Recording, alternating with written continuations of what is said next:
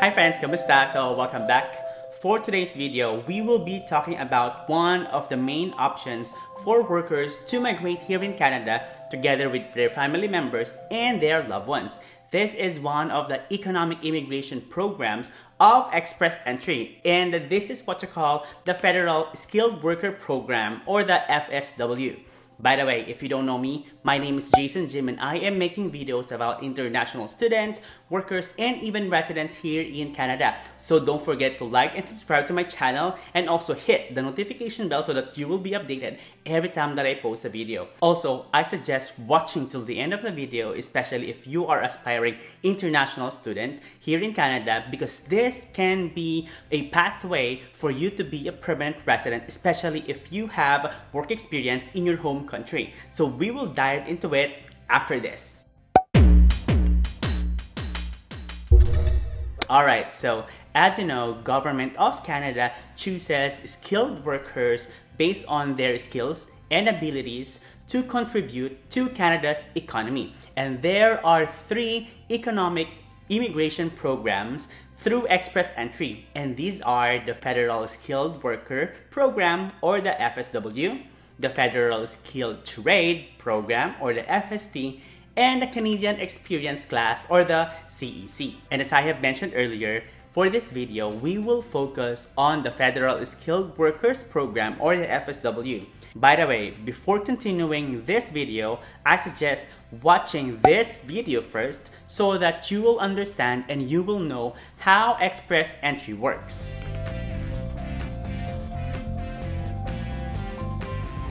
Okay, so I really hope that you watched the Express Entry system video, because as I mentioned there are minimum requirements for federal skilled workers, which are the work experience, language ability, and education.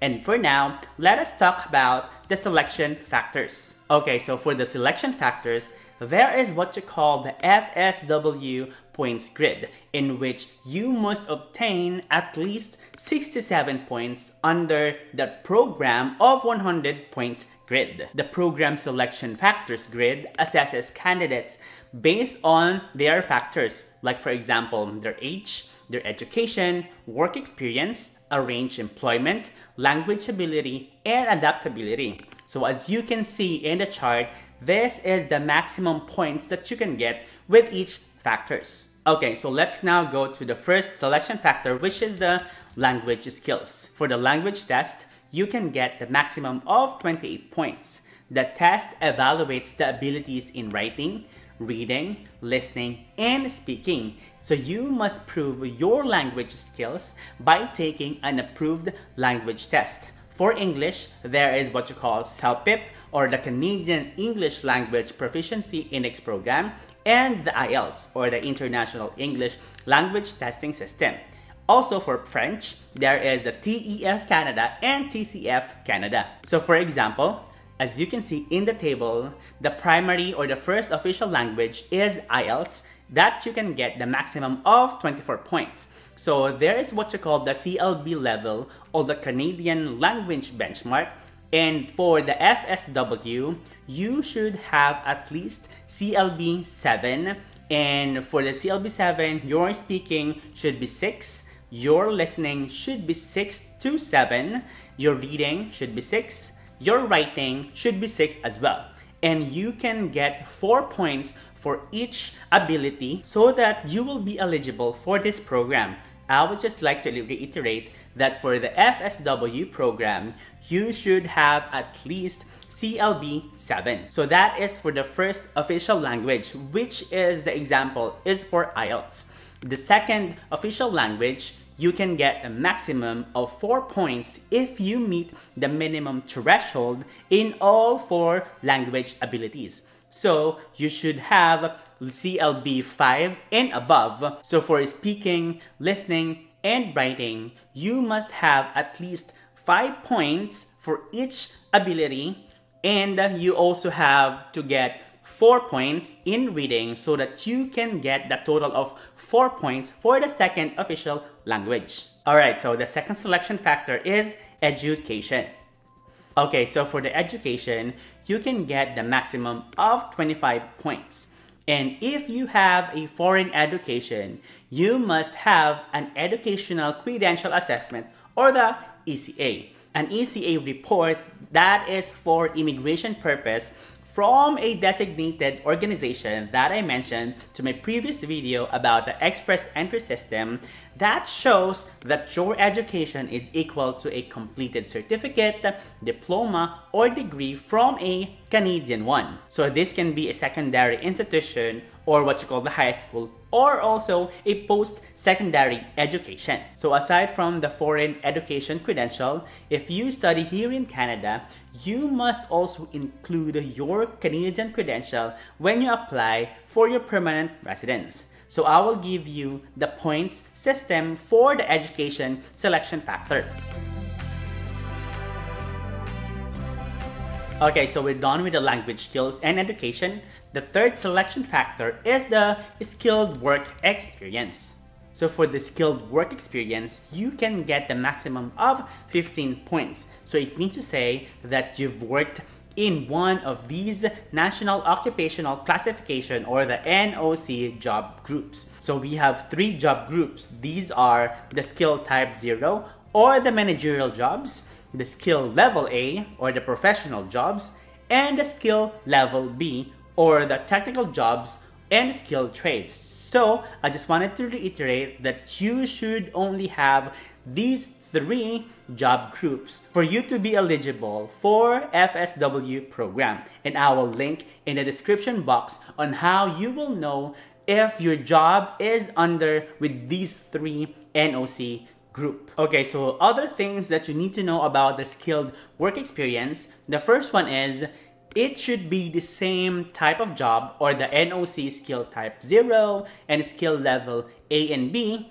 So this is as the job or the same job as you want to use in your immigration application. So that is what you call the primary occupation that you will be applying. The second one is your work experience should be within the last 10 years. So the third one is your work experience must be a paid work. So it means to say that you've been paid wages or earned commission. But take note, if your job or your experience is like a volunteer work or unpaid internship, this doesn't count as a skilled work experience in applying for permanent residence. And the last thing that you need to know about work experience, this must be a 1 year of continuous work or 1,560 total hours or 30 hours per week. So for the point system for the work experience, if you have 1 year work experience, you will get 9 points. If you have 2 to 3 work experience, you will get 11 points. If you have 4 to 5 years of work experience, you will get 13 points, and you will get the maximum of 15 points if you have 6 or more years. The fourth selection factor is age. Yes, age is also a factor in this program, and you can get maximum of 12 points. So you'll get points based on your age on the day that IRCC get or received your application. So as you can see in the table, if you are between 18 to 35, that is the time that you can get the maximum of 12 points. And as you can see below, if you are applying for PR through this program, you will not get points if you are 47 points and older. Okay, so for the fifth selection factor, it is the arranged employment in Canada. So you can get points if you have a valid job offer in at least 1 year from a Canadian employer. You must get a job offer before applying to come to Canada as federal skilled worker. So what is a valid job offer?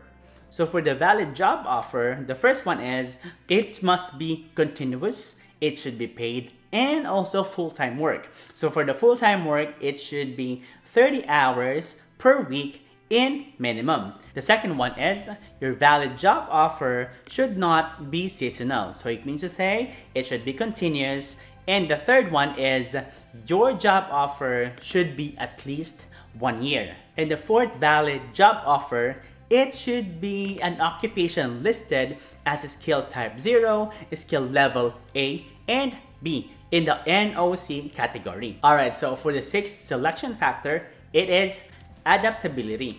So for the adaptability, you will get a maximum of 10 points. So as I have mentioned earlier, when you apply for Federal Skilled Workers Program, you can get or you can come to Canada with your family members and your loved ones.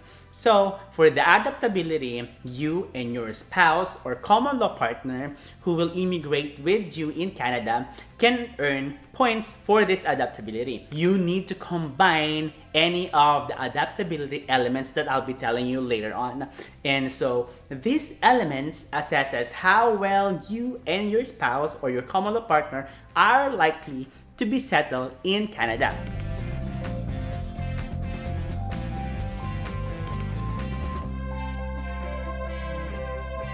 So with the adaptability selection factor, you just can get a maximum of 10 points. Alright, so those are the 6 selection factors, and if you get a minimum of 67 points, it means to say that you are eligible for the Federal Skilled Workers Program, and you can apply for Express Entry and make an Express Entry profile. As you know, once you know that you are eligible, you can now proceed to the next steps until your permanent residence approval. But don't forget that for the Federal Skilled Workers Program, there is proof of funds. So proof of funds is that how you show that you have enough money to settle in Canada. So if IRCC invited you to apply, you must give a written proof that you have enough money. So as you can see in the table on the left column, these are the numbers of family members.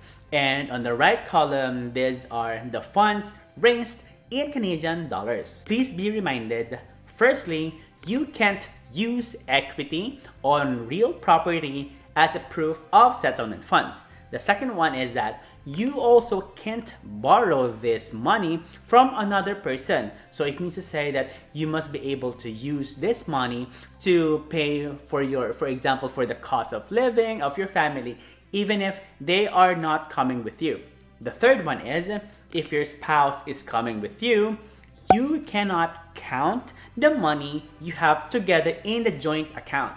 So you may be able to count the money in an account under their name only, but you must prove that you also have access to that money. The fourth one is the funds must be available both when you apply and when or if IRCC issues you a permanent resident visa. So it means to say that you must prove to an immigration officer that you can legally access the money to use in Canada when you arrive. And the last one is you must get official letters from any banks or financial institutions where you're keeping your money. So those are the things that you need to know about the proof of funds. Alright, so for the processing time, I will link in the description box for you to know for when and how long you need to wait to process your permanent residence through Federal Skilled Workers Program.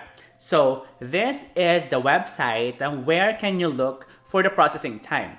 And at the bottom part, select an application type and you will select the economic program. As I mentioned earlier, there are 3 economic programs for the Express Entry and one of them is the Federal Skilled Workers.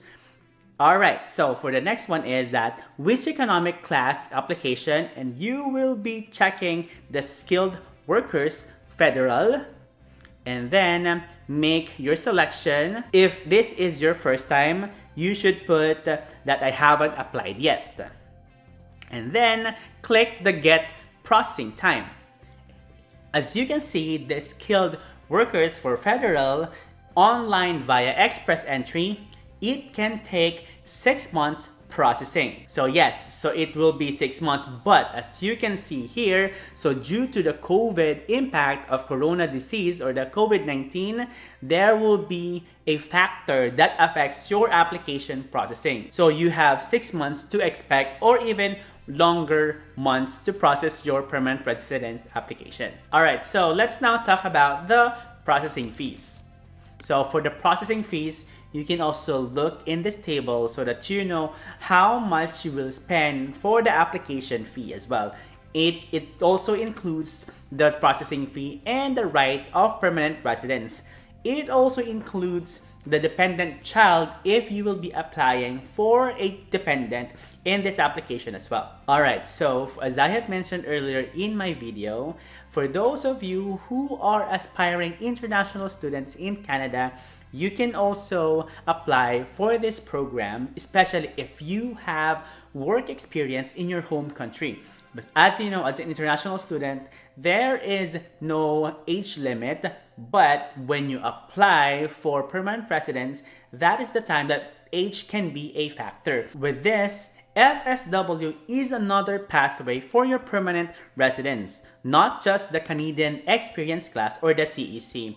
There are some students think that after graduation and after they get their experience, they can just only apply for Canadian Experience Class. But no, it has a lot of immigration pilot programs, provincial nominee programs, and also this pathway, which is the federal skilled programs. And I made videos all about international students and also permanent residence pathway for those people who aspire to be workers and residents of Canada. So I really suggest for the aspiring international students, as early as applying for the student permit, you must read, you must research all about the pathways for you to be a permanent resident so that you will be prepared and you can get ready and you have the strategy to be permanent resident in Canada. Alright, so I really hope that this video helps you understanding what the Federal Skilled Workers Program and also helps international students in getting one of the pathways for the permanent residence. So don't forget to like and subscribe to my channel and also hit the notification bell so that you will be updated every time that I post a video. Thanks so much for watching. Again, my name is Jason Jim. See you to my next video. Bye!